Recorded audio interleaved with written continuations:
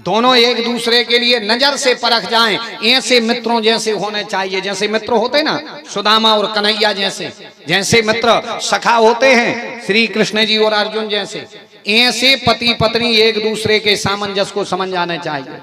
और जब पति पत्नी मिलकर के रहेंगे तो उनकी संतानें जरूर अच्छी होंगी। शंकर जी और पार्वती जी मिलकर के रहे, आप देखना इनकी शादी में पहले बहुतों का विवाद और ब्याह के बाद में हो रहा है का संवाद। हो रहा हो कि नहीं हो रहा? विवाह में पहले हुआ था इनके ब्याह विवाद और बाद में हो रहा संवाद। और अपन औरों के घरे का हो, अपन औरों के घरे ब्याह के पहले होते संवाद। इतना संवाद, इतना संवाद, इतने महाजन बना थे अपन। बार दिखाए आ जाए घरे कुर्सी ने हो तो बगल बारी की तान ले आओ, चलो रिचार्ज ठोक ले लिखा है बार दिखाए आ रहा है। बार देखा पूछे का भैया कछु खात तो नहीं है? रे राम सुपारी नहीं छीबे सुपारी। वो तो ब्याह के 6 महीना बाद पता पड़ा है जब ना रोकता उठे क्या होगा वे तो 6 के बाद कौन में लाता ढूंढने पड़ा थे।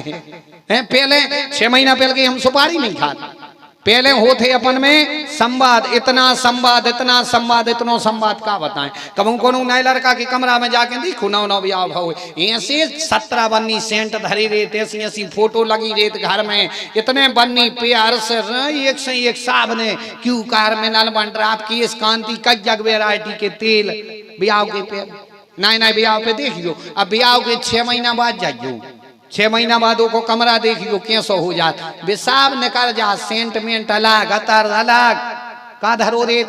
एक गीता सार की फोटो चिपकी रे, ये ना की लगा क्या लेकर आए थे क्या लेकर जाओगे। अपन में पहले होते संवाद और बाद में होते विवाद। जबकि शंकर जी में यही है, शादी के पहले हो है विवाद, इतना खींच करके विवाद और बाद में हो रहा संवाद। मतलब ये बताते हैं कि गृहस्थ जीवन में जब आओ तो काम कथा को ही महत्व नहीं देना चाहिए, राम कथा जीवन में होनी चाहिए। क्योंकि गृहस्थ जीवन काम कथा को नहीं मिला, गृहस्थ जीवन भी राम कथा के लिए मिला है। गृहस्थ के भी कई बिल्कुल वो हैं, गृहस्थ में भी आप संतों जैसे रह सकत। नारद जी ने एक बार पूछा था भगवान से, बोले भगवान हमें बताओ तुम कहाँ मिलोगे? बाबाओं के यहाँ मिलते हो, कहाँ मिलते हो? भगवान से उन्हें कहा, कहने लगे भगवान हमें जा बताओ तुम मिलो हो कैसे? कहने लगे वह डायरी तो बताओ जोन में भक्तों की लिस्ट बनाए। आप देखना कहीं हमें ये बताओ भक्तों की लिस्ट बताओ। सो नारद जी ने देखी वह लिस्ट। अच्छा वो लिस्ट में नारद जी सोच रहे थे कि पहले नंबर नाव हुई हम, इनने देखो सबसे ऊपरे गृहस्थ को नाव लिखो तो जोन के 6 लड़का 4 बिटियां रिश्तेदार सब हते। नारद जी को चढ़े आई गुस्सा। नारद जी कहने लगे रे जिंदगी कड़ गई, तमूरा बजाऊ तो बजाऊ, राम राम गाउत गाउत नारायण गाउत गाउत, और नाम एक गृहस्थ को लिखे, हम जीवन भर बाबा बने रहे। भगवान से कहने लगे प्रभु हमारा नाम ऊपर लिखो। भगवान कहने लगे नारद हम तुम्हारा नाम ऊपर लिख दें, एक काम कर दे। नारद जी कहने लगे का? कहने लगे जाओ जो ये खड़ा में जल भर के दे रहा है, जो जल ले जाओ सिर पे रखो ये सड़े के लिए, और एक बूंद पानी नहीं गिरे 11 परकम्मा लगाया मंदिर की, हम तुम्हारा नाम ऊपर लिख देंगे। नारद जी आए, वो जल का घड़ा रखा सिर पर और मंदिर के लगाए 11 परकम्मा। नारद जी का चित्त क्या, एक बूंद भी जल नीचे नहीं गिर जाए, एक बूंद नहीं गिर जाए। सो नारद जी का वहां चित्त रहा, 11 परकम्मा लगाए, भगवान के यहाँ पर गए। बोले प्रभु जो है घड़ा और देख लो एक बूंद भी पानी नहीं गिरा, अब हमारा नाम ऊपर लिख दो। भगवान कहने लगे नारद हम लिखे दे रहे, एक बात बताओ तुम। नारद जी बोले क्या? बोले जा बताओ 11 परिक्रमा में तुमने हमारा नाम कितने बार लिया? नारद जी कहने लगे रे जा भूल गए, जो नहीं ले पाए। बोले क्यों? बोले हमारा चित्त उस घड़े के पानी पर था। भगवान कहने लगे नारद इसीलिए उस गृहस्थ का नाम ऊपर लिखा है। क्यों? क्योंकि देखो उसके पास में पत्नी है, परिवार है, बच्चे है, घर है, दुकान है, मकान है, जायदाद है, रिश्ते नातेदार हैं, और इतना सब निभा करके भी वो हमें समय निकालता है, इसलिए उसका नाम ऊपर है। इसलिए जीवन में ये नहीं सोचना चाहिए कि जब हम बाबा जी बने हैं घर से भग जाए जब भगवान मिल।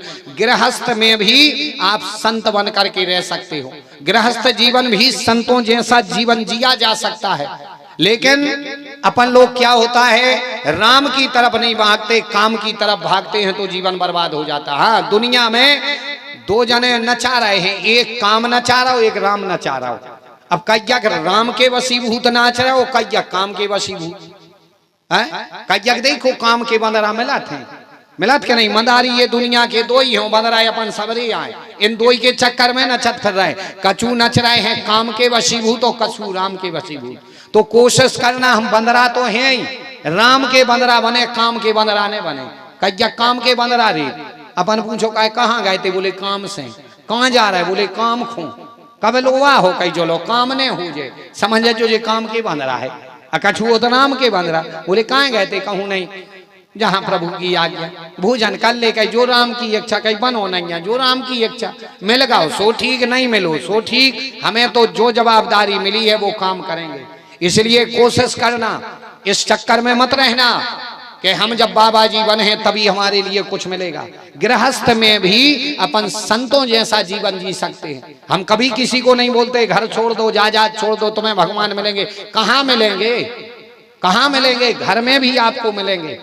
इसलिए दुनिया में आए हैं तो गृहस्थ जीवन में भी हमें राम कथा को महत्व देना चाहिए। शंकर जी और पार्वती जी की ये कथा बता रहे।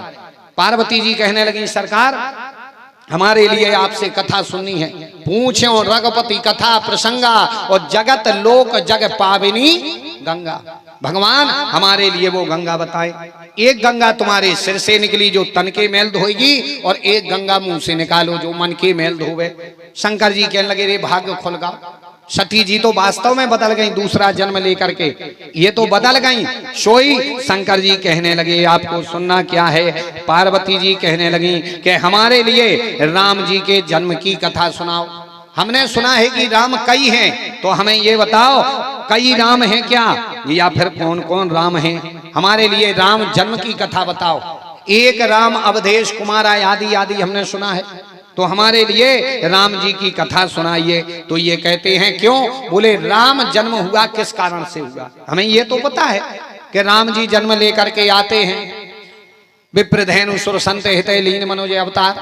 तो हमें तो ये बताओ कि यहाँ पर आए तो किस कारण से आए। तो वो कहते हैं कि सुनो कि राम जन्म के हेतु अनेका, श्री राम जय राम जय जय राम। राम जन्म के हेतु अनेका, श्री राम जय राम जय जय राम।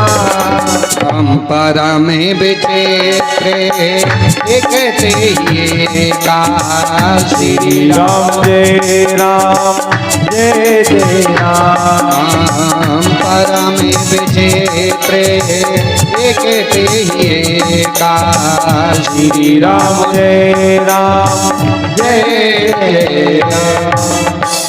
शिव जी कहते हैं कि राम जन्म के कई कारण हैं। राम जन्म के हेतु अनेका, और परम विचित्र एक ते एका। अब देखना गोस्वामी जी ने ये चौपाई में एक बहुत बड़ा रहस्य लिखो है। गोस्वामी जी के एक एक शब्द में रहस्य है। जैसे एक जगह लिखा, कई कई लोगों के मन में संशय आ जाती है। अभी जब कल विवाह की कथा आएगी तो कल आपको बताए हैं, जब बताएं कि राम जी ने धनुष नहीं उठाओ, और तुलसी कृत में लिखो है कि राम जी ने धनुष नहीं उठाओ, और एक ही शब्द में पूरी कथा छिपा दी उनने। जैसे कई जगह उन्होंने लिखी थी लक्ष्मण जी के थे परशुराम संवाद में बहु धनुई तोरी लड़काई तब नासरस्कीन गोसाई। हमने हल्के से में बहुत धनुइयां तोरी। और आज से तुम काल लो कथा सुनत रहियो, घरे जाके रामायण पलट पलट देख लियो लक्ष्मण जी ने कहा धनुइयां टोरी। एक आध चौपाई लिखी का, लेकिन लक्ष्मण जी कह रहे बहु धनुई तोरी लड़काई, हमने टोरी। तो लक्ष्मण जी लाबरी कह रहे कि परशुराम जी से झूठी बोल रहे हैं। भाई तोरी है, लेकिन कहां पर एक एक शब्द में कथा छिपाई है, एक एक शब्द में। जैसे देखना एक वो बात आती है कि सती जी जब समाप्त भई, शंकर जी ने जब सुना तो कई भींज तिलक नयन जल पानी। शंकर जी इतने रोए के भींज तिलक, शंकर जी को तिलक भींज गओ। जब सती के मरवे की बात सुनी तो मन में प्रश्न ये आता कि तिलक लगा थे कहाँ एते, और आंखें रे थे कहाँ एते।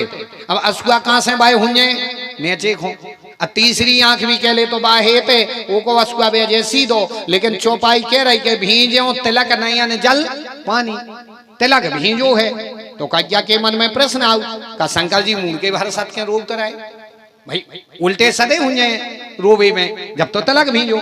लेकिन उसी चौपाई को एक दो बार पढ़ लेना, उसी में दो चीजें लिखी हैं, शब्दों के अर्थ को देखना। भींजो तिलक, तिलक तो भींजो, लेकिन नयन जल और पानी, जल और पानी ये दो चीजें क्यों लिखी भाई? अगर तिलक भींजा तो के जल लिख देते के पानी लिख देते, लेकिन दो चीजें जल और पानी, तो दो चीजें लिखी। मतलब तिलक भींजा जब इनके लिए इनके गणों ने आकर के बताया कि आपकी सती जी हवन कुंड में कूद करके मर गई, तो शंकर जी ने तो सुनी, संगे शंकर जी के सिर पे बैठी है गंगा, तो गंगा ने भी सुनी, सो गंगा रोने लगी। और गंगा जब रोई तो गंगा का जो निकले आंसू, तो गंगा का होता है क्या?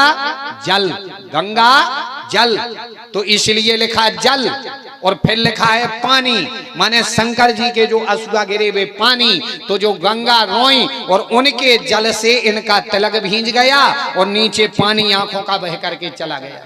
मतलब भींजो तिलक नयन जल पानी। अगर उनने दो दो शब्द लिख दिए एक मात्रा में भी, राम जी ने धनुष नहीं उठाया, एक मात्रा में अर्थ छिपा है। तो ये बड़े रहस्य की बातें ये लिख रहे हैं कि राम जन्म के हेतु अनेका और परम विचित्र एक ते एका। परम विचित्र, साधारण नहीं,